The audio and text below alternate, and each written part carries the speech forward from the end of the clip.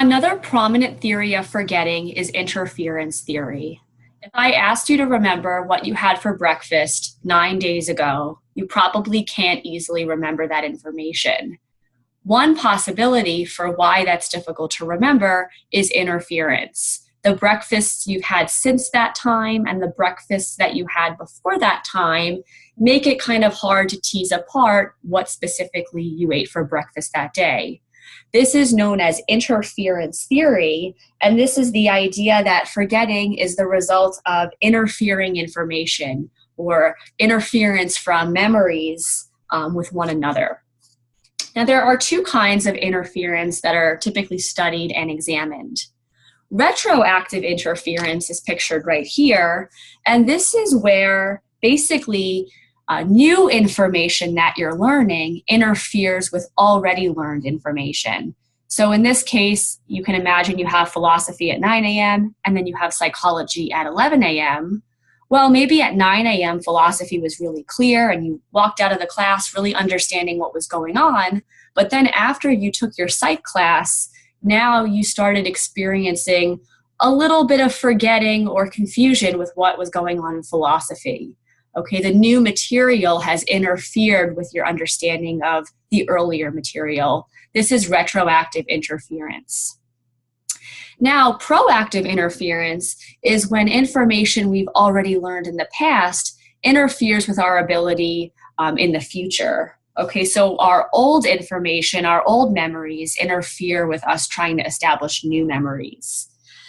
So these are two different kinds of interference where basically memories can kind of interfere or compete with one another. Now, another important point to bring up about interference theory is that it explains something that we know as the serial position effect. So the serial position effect is basically the idea that when there's a list of items or a list of things to remember, we typically remember the items at the beginning and at the end of the list the best. And the stuff in the middle is a little bit more difficult to remember. To give you an example of this, if you have an hour-long philosophy lecture, you're probably going to have best memory for the concepts in the beginning and at the end of class, with most of the stuff in the middle blurring together. Okay, that's the serial position effect. Now, this has implications. If you're going for a job interview, you probably want to go either right in the beginning or towards the end because you're going to be more memorable than all of the people that are going in the middle.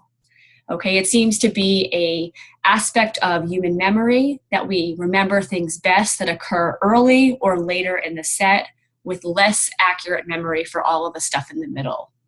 Okay, so by now you should be familiar with interference theory, a dominant theory of forgetting. And we know evidence shows that both the passage of time and interference contribute to forgetting. So decay theory and interference theory both explain aspects of forgetting. However, one limitation that we should point out is that neither decay theory nor interference theory is able to tell us whether forgotten material is totally lost to memory or whether we're just having trouble retrieving it. Okay, is it in there but we can't access it? So the next theory that we're going to move to is the retrieval theory of forgetting.